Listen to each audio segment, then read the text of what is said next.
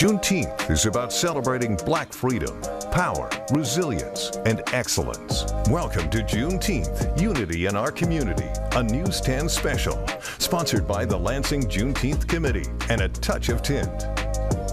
Welcome everyone. We are proud to present this year's Unity in Our Community Juneteenth special. I'm Deanna Giles. And I'm Rochelle LeGrand. In this hour, we're going to show you the change makers and those pushing for inclusion, diversity, and unity right here in mid-Michigan. But in order to truly celebrate this holiday, we have to understand the history behind it. Juneteenth represents Black freedom and the official end of slavery here in the United States. On this full day, 159 years ago, slaves in Galveston, Texas were told that they were free. And now in 2024, we celebrate our freedom every year. But this day not only represents freedom, it also represents unity and empowerment. One of the great civil rights leaders, Malcolm X, has ties right here in mid-Michigan. And today, his legacy of equality and justice is still making an impact. Before he was Malcolm X, he was known here in mid-Michigan as Malcolm Little. When he was young, the civil rights activist lived in Lansing with his family and spent time in Mason as a young teenager. In 2022, a historical home site marker was erected on South Martin Luther King Boulevard to honor the Little family. And now, in 2024, the Ingham County Land Bank is demolishing the former Pleasant Grove School where Malcolm X attended kindergarten in order to address some of the biggest needs in South Lansing, like more local businesses, financial services, and health care. The critical thing is that the Ingham County health clinics have committed to placing a county health clinic here. The Ingham County Health Department has said that this is a healthcare desert. And even though Malcolm X is no longer with us, his will to fight for others and the need to ensure that those who have gone without get what they deserve still inspires others. The Ingham County Land Bank plans to use materials from the building to create a Malcolm X memorial to honor his legacy. An Okemos High School senior is using her voice and a few dance moves to address the issue of gun violence. She says the song is more than just a whimsical melody. Take a listen. There's some bull elephants in a room you can't see, but their words are abundantly clear. Okemos High School senior Tanyade Shara says the song is a clear message addressing the issue of gun violence. Tanyade joined forces with Rob Blankenhorn and created the Bull Elephant song as a response to the Okemos shooting hoax and the MSU mass shooting. The video is filled with colors of red, white, and green, symbolizing blood, innocence, and money. She says every animation and voice was intentional, including the voice of a 4-year-old child. Tanyade believes there needs to be more attention to the issue of gun violence and says a music video might just start those conversations. Listen, please listen, oh listen, please listen to me. Everybody's voice matters. If you listen to everybody, you will be able to kind of have a better understanding of other people and how it affects them. If you want to hear the entire music video and learn more about the cause behind it, we have a link on WILX.com. This year also marks 70 years since Brown v. Board of Ed, the Supreme Court ruling that ended segregation in schools. The landmark decision ruled that separate but equal was inherently not equal. And right here in Lansing, a battle for equality among students and administration was also being fought. This hour, we're honoring Dr. Olivia Letts and her fight for change that made her the first Black teacher and Black principal in the Lansing School District. This letter is dated March 9th, 1951, and it's directed to Miss Davis, which was my mother's maiden name. We were very glad to receive your application for a position in Lansing. However, I think I should explain to you that the Lansing schools do not generally employ people of your race for teaching positions. 73 years later, Eileen Letts reflects on a rejection letter mailed to her mother. And we are in the process now of trying to find an upstanding person to be first one employed. That upstanding person eventually was her mother. So my father then advocated with some other people to be a teacher here, and she became the first Black teacher in the Lansing School District in 1951. From school teacher to principal to director of elementary education, Dr. Letts worked her way up in the Lansing School District. She opened doors for Black educators and worked to put an end to school segregation. But it didn't come without struggle. You don't start a job as the only Black person and not have a lot of obstacles that you have to overcome. Lansing education advocate Barbara Roberts Mason discusses the challenges educators faced in the 1960s. I had been in so many schools in Lansing that I knew the differences in the schools, and I could tell how the disparate treatment of kids in the schools in the black neighborhoods, they were different. They were not as clean. The curriculum in many instances wasn't as good. They didn't have as much in terms of equipment. But that didn't stop Olivia, the staff, and the students' hope for change. She cared about them to the point that she cared about their parents, because she knew that some of them were coming to school without breakfast, without lunch. She cared about them because she knew that some of their parents couldn't read. So how do we bring parents in and help parents to be able to help their children more? That's the kind of a person Olivia was. You don't just deal with one little thing. It's a whole composite of issues. Barbara tells me Olivia tackled those issues each with strength that inspired those around her. Olivia becoming the first principal was the best thing that could have happened to Lansing, because the kids whom she taught were strengthened by her.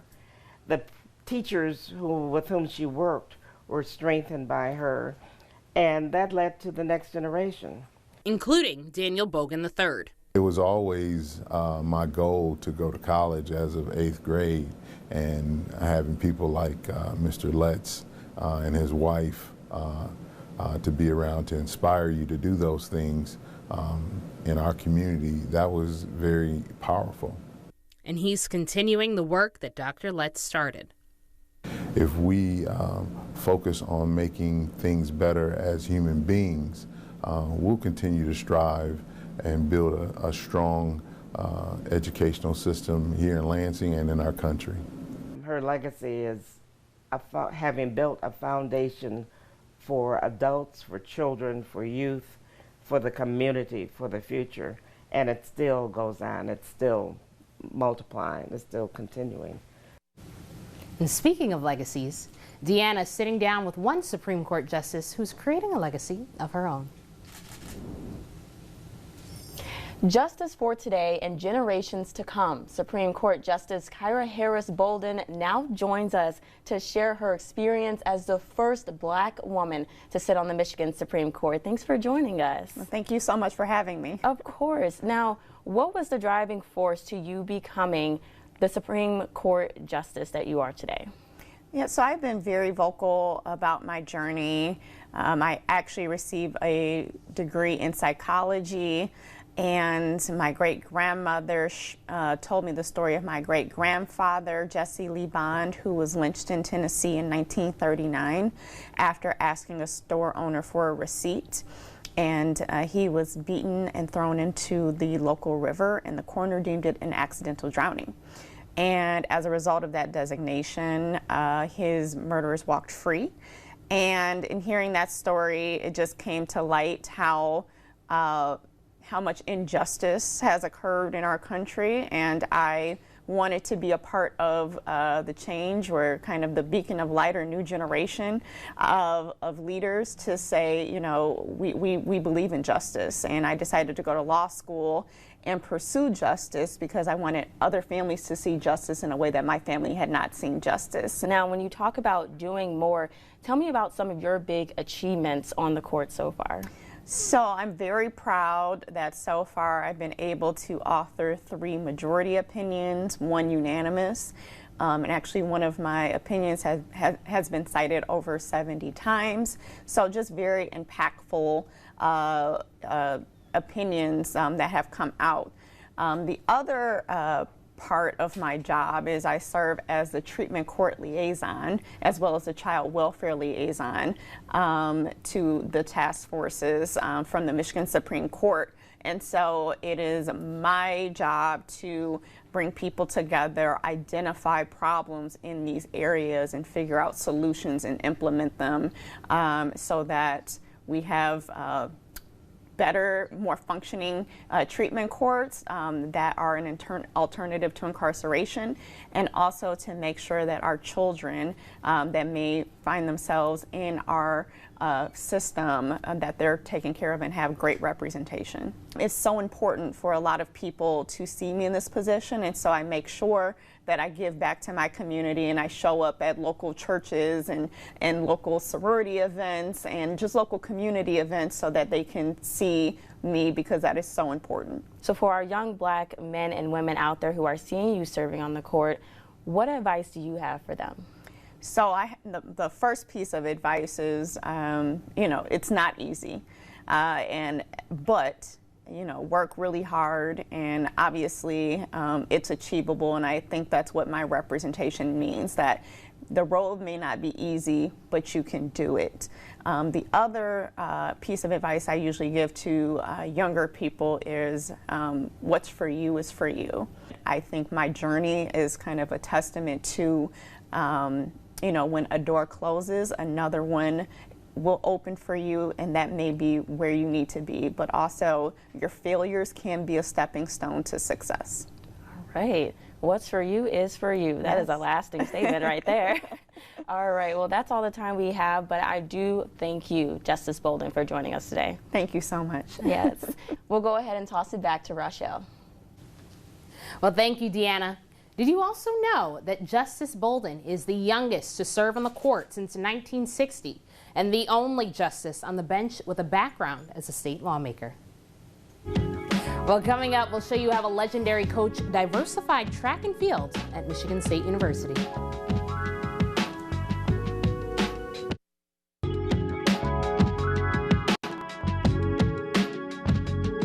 Oftentimes, medical professionals have this idea that we are exaggerating our pain or exaggerating our experiences. That was Tanisha DeBose describing the type of health care she felt she received while she was pregnant with her daughter. According to the CDC, Black women are 3 times more likely to die from pregnancy-related causes than white women. And Black babies are more likely to be born prematurely and with health issues. Things that contribute to this include the quality of health care Black women receive, underlying chronic conditions, structural racism, and implicit bias. But here in mid-Michigan, Ingham County is doing its part to reduce the number of Black women that die during or after labor and delivery. The county has received a $200,000 grant from the Michigan Health Endowment Fund, allowing health officials to hire 26 Black doulas to support Black mothers. One doula says the most important thing is making sure that both mom and baby are healthy.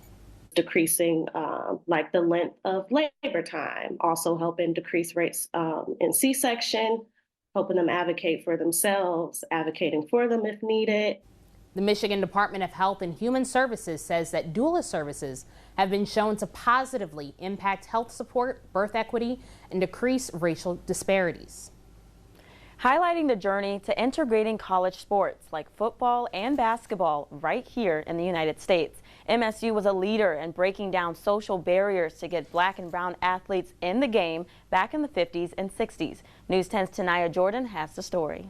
These were some of the earlier African-American coaches here at MSU and really nationally within collegiate sports. MSU hired its first Black head coach in 1968. There are some Black kids probably that came here because I was Black, and by the same token, I might have lost some white kids because I'm Black. James Bibbs was head coach for men's track and field and cross country. While he integrated the sport as coach, he brought in students to integrate the sport as athletes. Herb Washington set a world record. Had 2 world records, really. Marshall Dill also broke a world record for me. From coaches to athletes, Michigan State University is one of the first schools in the U.S. to have Black men and women on a sports team. The first Black coaches, the ways in which women of color also became very kind of prominent, not only within the athletic programs, but also as coaches. The first Black football player integrated the sport at MSU back in 1913. Gideon Edward Smith is one of only 2 Black men to play at the college level in the U.S. during that time, using history and art to spark conversations that empower future generations of athletes and coaches. In East Lansing, Tanaya Jordan, News 10. Former Spartan football player turned assistant athletic director Darian Harris said that knowing black players were accepted in the past led his decision to play at MSU. They changed the military landscape for African Americans. Coming up, how one local college is honoring the life and service of a Tuskegee Airman.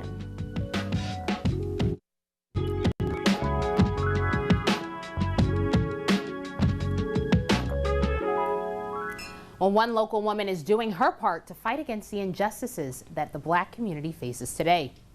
Willie Bryan grew up in the Jim Crow South, where she saw racism firsthand. Bryan's family moved to Chicago, where she experienced a new life. Later, her family returned to the South, where she participated in sit-ins and protests demanding change. Following the death of George Floyd in 2020, Bryan created the Justice League here in Lansing in hopes of repairing the damages of racism in the community she calls home. I decided I have to do something. I mean, I've got to not sit and watch this any longer. I have to do something. I have to make an impact. The Justice League seeks to repair historical damage through reparations. The Justice League uplifts the community by offering educational scholarships for students, supporting black-owned businesses, and helping more people of color become homeowners, attempting to close the wealth gap. A new piece of history has been unveiled in the Jackson community. It's the story of one Tuskegee Airman and the life he lived. I met with students at the Jackson College Heritage Center and discussed how they're honoring Roosevelt Steiger's aviation legacy. He was a scholar, an athlete. He was courageous. A hometown hero, once forgotten and now forever remembered. Roosevelt Steiger, being a young African-American male here in Jackson County, being a part of a notorious group of the Tuskegee Airmen, sacrificing his life for people like us to come after. Braden Pearson and other Jackson College students are bringing the life of Second Lieutenant Roosevelt Steiger to the forefront. Born in 1919, Steiger joined the Tuskegee Aviation Cadet Program and served in World War II. As a Purple Heart recipient, he's known as one who changed the military landscape for African Americans. Diana Agee works at the Jackson College Heritage Center and says his life was more than serving as a Tuskegee Airman. When we were doing Roosevelt, it was a little piece here and a little piece there. He loved the Lord. He loved learning. But his mother pushed him. He had to be the best of the best of the best. We decided to create an oversized scrapbook for the community, and we designed it so that they would be drawn into his story. Pearson says Steiger's legacy helped to pave the way for future African Americans. Being a young African American male in college, it kind of, in a sense, allowed me in particular and a lot of other students to relate to him. Second Lieutenant Roosevelt Steiger was part of America's first black military airmen. Now his legacy is shining bright in the Jackson community. They work to make the invisible visible. Anytime you can find historical figures that help shape our community into what it is today, it's a great thing. State Representative Kathy Schmaltz is honoring his life by proposing to rename a stretch of US 127 as the Second Lieutenant Roosevelt Steiger Highway. The Tuskegee Airmen continuing to pave the way for future black and brown Americans. Nothing's difficult, everything's a challenge. Through adversity to the stars, to the last plane, to the last bullet, to the last minute, to the last man, we fight, we fight, we fight. Although he may have been forgotten to some, he is Jackson's hometown hero. The legislation has been referred to the State House Transportation Committee for consideration.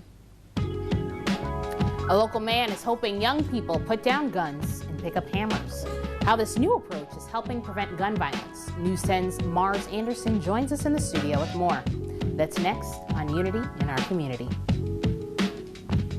Juneteenth is about celebrating Black freedom, power, resilience, and excellence. Welcome to Juneteenth, Unity in Our Community, a News 10 special, sponsored by the Lansing Juneteenth Committee and a touch of tint. So far in 2024, there have been 6 homicides in the city of Lansing, with the youngest victim being only 14 years old.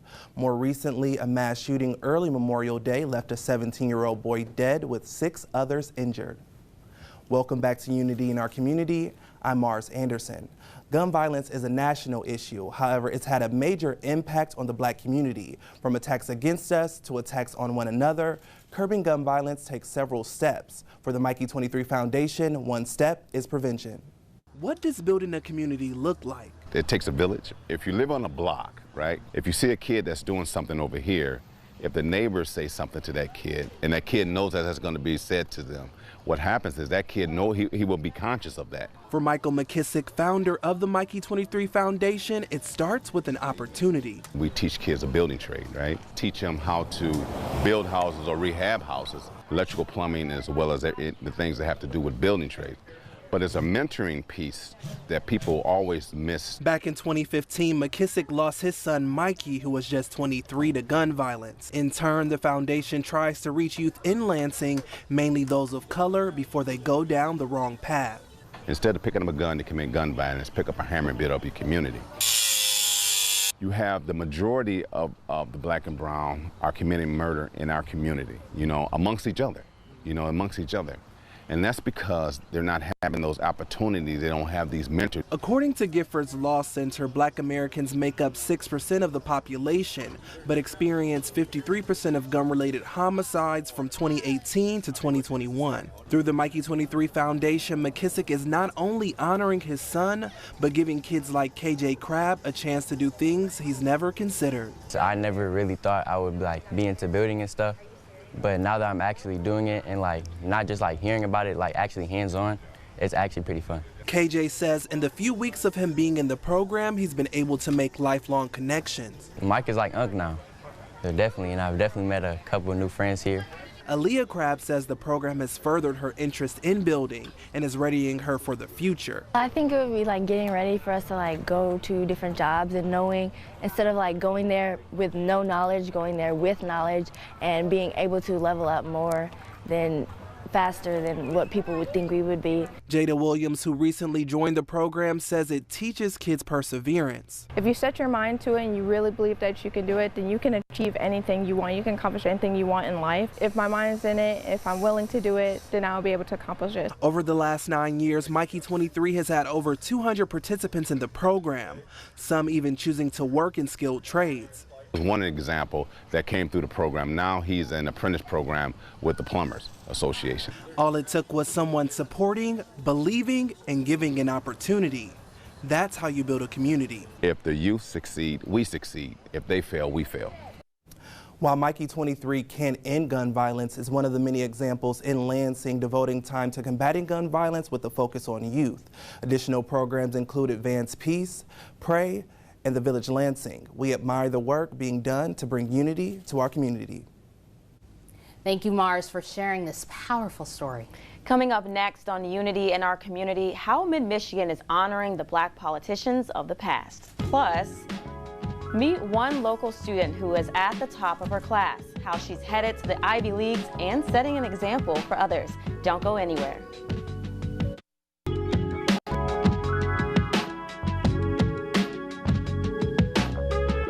A local high school senior has captured the attention of some of the nation's most prestigious universities. Kelly Higgins from Jackson High School sat down with News 10's Tanaya Jordan talking about her journey to the Ivy League.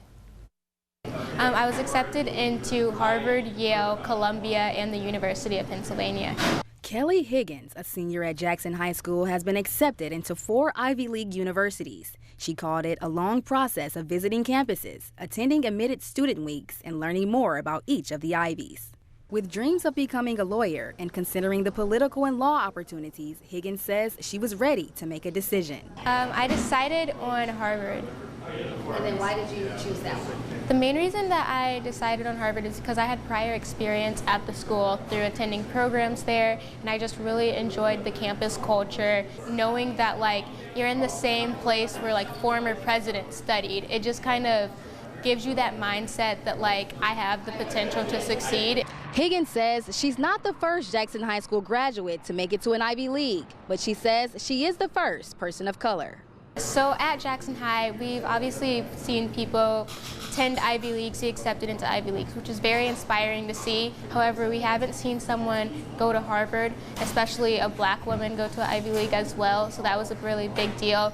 Higgins says she took advanced placement classes and participated in extracurricular activities involving government and law, all while brushing up on essay writing and interview skills. During freshman year, she says she joined the mayor's youth council, where I got to work on ordinances and just help improve the quality of life for youth in Jackson.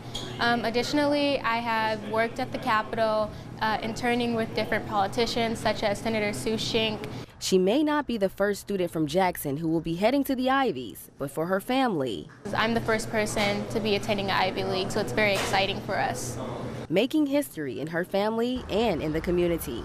In Jackson, Tanaya Jordan, News 10. Kelly Higgins leaves for Harvard University at the end of August. The Michigan Legislative Black Caucus is highlighting the history and importance of black lawmakers in Michigan's government. Leaders say it's important to teach people about representation in politics. The faces of black Michigan legislators line the west hallway of the state capitol, dating all the way back to the 1800s. Many of them created a path for others to walk in their footsteps. Although Executive Director Chris Jackson says there's more to just being the first. Hopefully we can get past talking about the first and move towards talking about just its normalcy to see black people in certain elected positions and appointed positions moving forward. Jackson added he wants to continue making representation the standard for future generations. Racially motivated hate crimes are on the rise. Next on Unity in Our Community, how law enforcement is trying to reverse this troubling trend.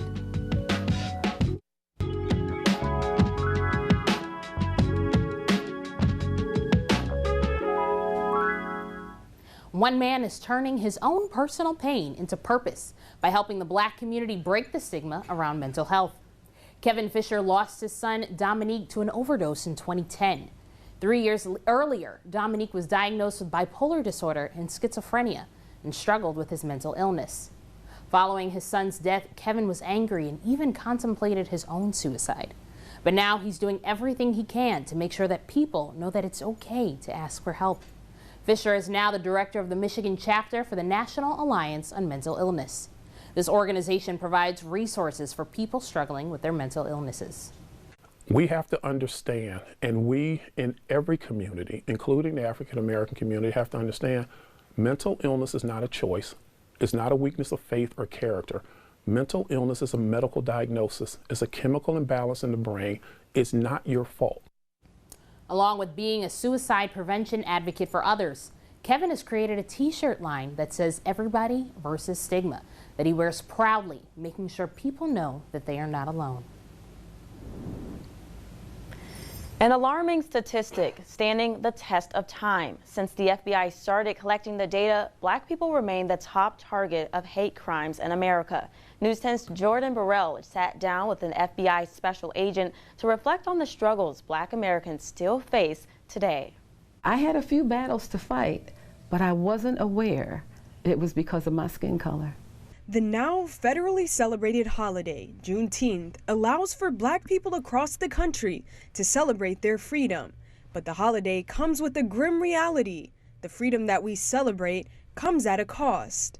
Black Americans are the most frequent victims of racially motivated hate crimes in Michigan. Based off of the numbers we received, yes, African Americans are, as far as under the bias categories, the most targeted out of the other races within the state of Michigan. According to the FBI, a hate crime is defined by any crime being committed motivated by race, religion, disability, sexual orientation, ethnicity, gender, and gender identity. Most commonly, hate crimes are carried out through intimidation. And it could be, we're talking historical context now, going back many, many years. We as a society are working to get better.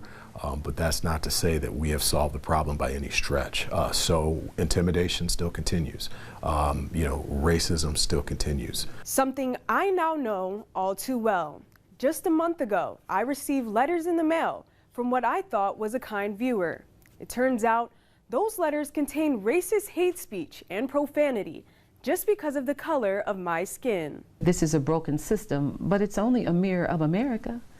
As the number of anti-Black crimes continues to trend upward, the FBI says tools like outreach and the ability to track these numbers are a step in the right direction. It has been recognized that this has been a problem for decades, and it is just, at this point in time that we now have the tools in place. The hate crimes is a priority of the FBI because an individual is impacted, but in quite often an entire community is impacted. An entire community hoping that one day the divide between races and cultures can be closed by learning to see people for who they really are. That bridge comes through understanding and being able to tell the story and not be so angry that we don't allow the other person to learn too.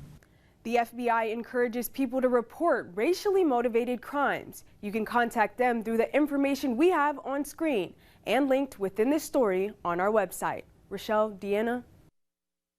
Thank you for sharing this important information with us. Yes, and we also want to thank you for being brave and transparent enough to tell your story. Straight ahead, meet a Lansing restaurant owner who has been serving up food with soul for more than half a century.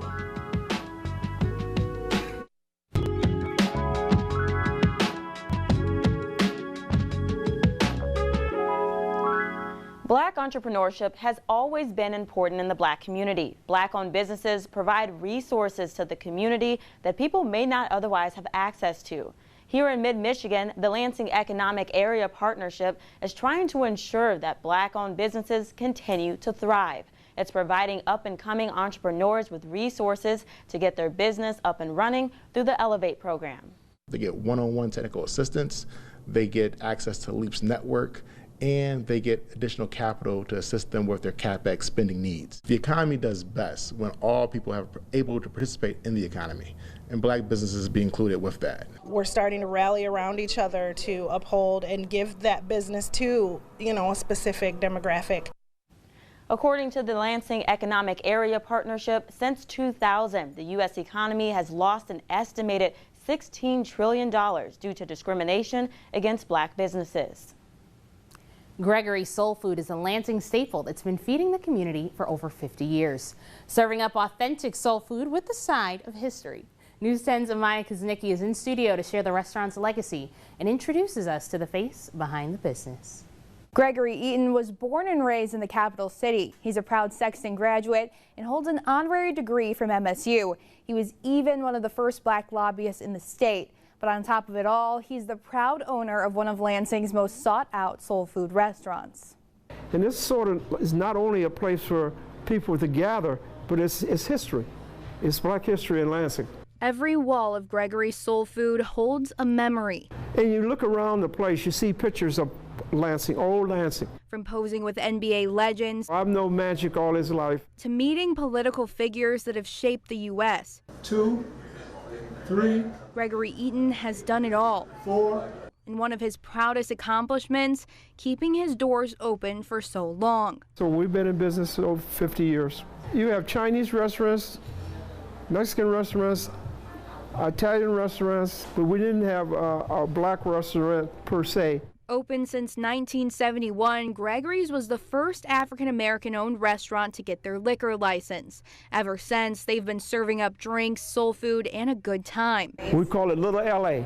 But the food isn't the only thing that keeps customers coming back for more. Gregory can draw a crowd on his own. We have to continue to let him know that we are here for him just like he's here for us. Gregory is a father, grandfather, and business owner, but no matter the role, he's someone who leads by example. They laugh. They said, I see him down there. He may be mopping the floor. He may be, and that's I'm showing my employees I'm not any better than they are not. The job has to be done. We have to do it as a team. Serving up soul food and smiles 6 days a week. The only days we're closed is Sunday. Bringing people together and teaching them a little bit of history. Gregory told me he plans to keep on running the business as long as he's around. He hopes to pass the restaurant on to his kids one day. Back to you guys.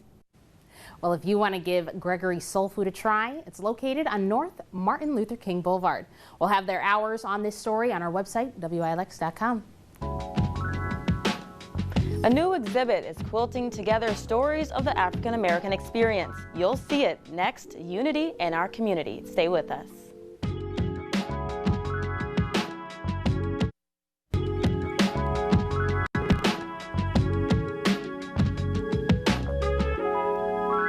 Welcome back to our Unity and Our Community special. Mike Garland is well known in mid-Michigan. He spent many years as an assistant coach for the Michigan State men's basketball program, and now he's turning his own near-death experience into a movement to help people better be prepared to respond to cardiac arrest. 2 years ago, Garland had a heart attack while behind the wheel of his vehicle. He crashed, and if it weren't for the quick response by Good Samaritans and first responders, he may not be here today. Garland turned around and created the Champions of the Heart Foundation with his wife, Cynthia. They now work together to provide AED devices and CPR training to the community.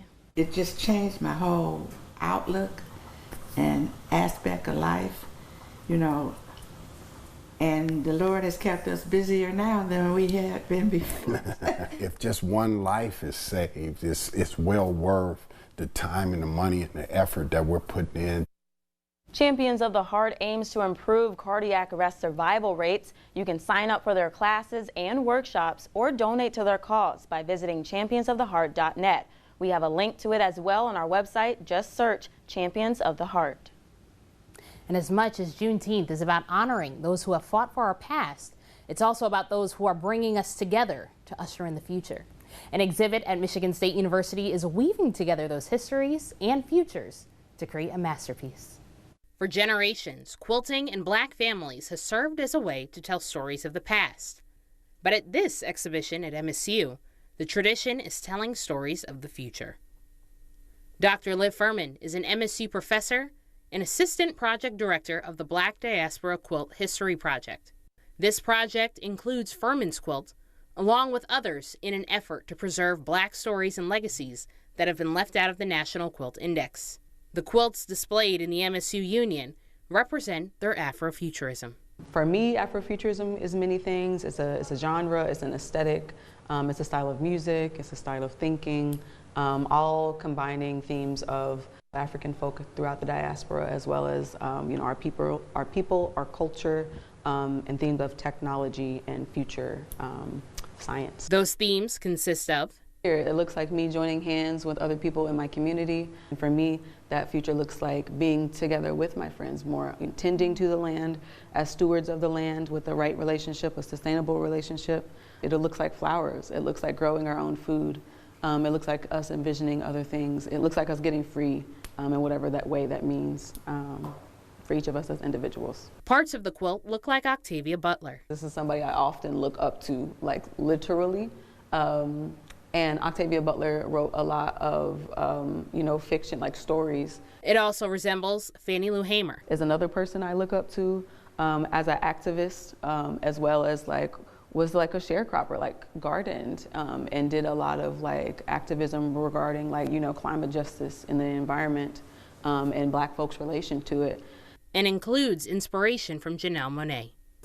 They are another, Black, queer, free body, a non-binary person who I look up to in a more kind of popular sense. Each of them play a role in how Furman imagines their future, but the inspiration came from the past. My first introduction to quilting was through my grandmother. That was how she got to know all of us grandkids and spend time with us. She would take us and do crafts like crocheting, like you mentioned earlier, and sewing, different types of crafts, gardening as well. And quilting was one of those skills that she taught me. Furman's grandmother's teachings are also woven into this quilt. And I think that's what I've learned from my grandmother. She is one of those type of people who every stitch, is not going to be just overly perfectionist, but it's still going to be beautiful. The quilt started as Furman's dissertation project. Instead of having a formal, empirical white Western research document, I wanted to have an art exhibition as my dissertation and be disruptive in that way, to use my own literacies to speak the truths that I wanted to tell. But now it's flourished into an exhibit with quilters from across the country as a way to weave their culture into the past, present, and future. So I think sometimes when you first set the dream, you don't know what it could be. The dream is more expansive than what you know initially. You can find that exhibit at the MSU Student Union. And we want to thank you for joining us for our Juneteenth special, Unity in Our Community. We hope that the change makers we showed today in healthcare, business, and politics have left you inspired and empowered. Happy Juneteenth.